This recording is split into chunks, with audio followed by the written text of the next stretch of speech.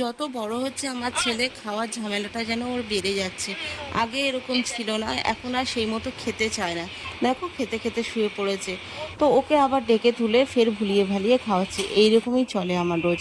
রাতে সবজিগুলো নিয়ে এসেছিল ওর বাবা, সে তখন ঢালা হয়নি।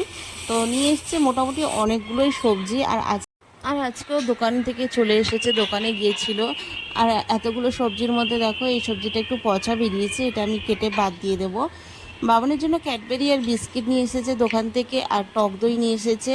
আর এমনি বাড়িতে যেগুলো লাগবে, আলু বাতাসা এগুলো দরকার ছিল, তাই নিয়ে আসতে গিয়েছিল। ভাত আমার ফুটে গেছে, আর এদিকে ওর বাবা স্নানও হয়ে গিয়েছে। ওর বাবা দেখো এখানে ঠাকুর দিচ্ছে, এরপর রেডি হয়ে বেরোবে। আর আমার ছেলেকে দেখতে পাচ্ছ না তোমরা সবাই, চলো দেখাই। এটা আমার জায়ের ঘর। আমার ছেলে এখন আমার জায়ের ছেলের সাথে খেলছে।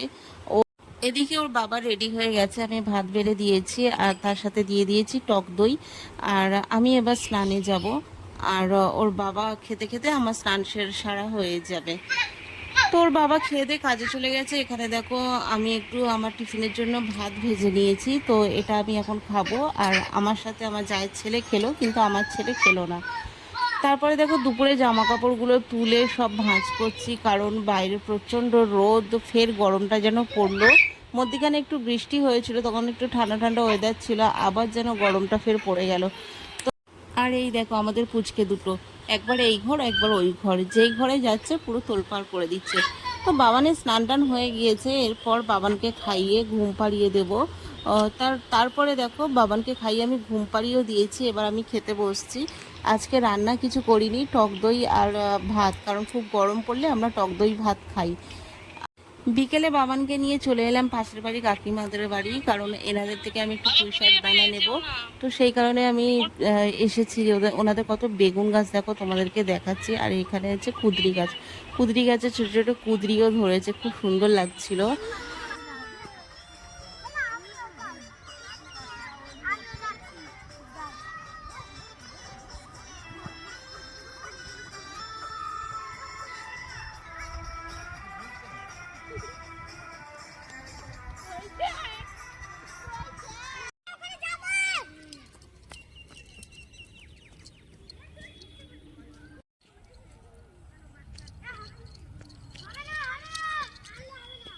নেমে এসো, নেমে এসো।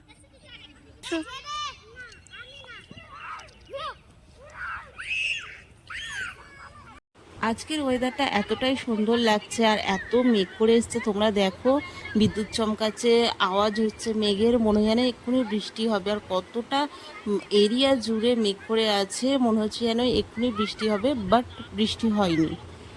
তারপরে রাতে ওর বাবা ফেরার পথে একটা চানাচুরের প্যাকেট আনলো, কারণ কি আমরা আজকে পুষ্টি ভাত খাবো। আর তার সাথে চানাচুরের সম্পর্ক এটাই, পুষ্টি ভাতের সাথে বলছি তোমাদেরকে, আলু মাখা। চানাচুর দিয়ে আলু মাখতে আলু মাখা খেতে আমাদের ভীষণ ভালো লাগে, তাও আবার পুষ্টি ভাত দিয়ে। তো চলো আমরা খেয়ে নিই, অনেক রাত হয়েছে। তো বাবানকেও খাইয়ে দিয়েছি স্যারেলাক্স। তো টাটা, গুড নাইট সবাইকে, দেখা হচ্ছে কালকে নতুন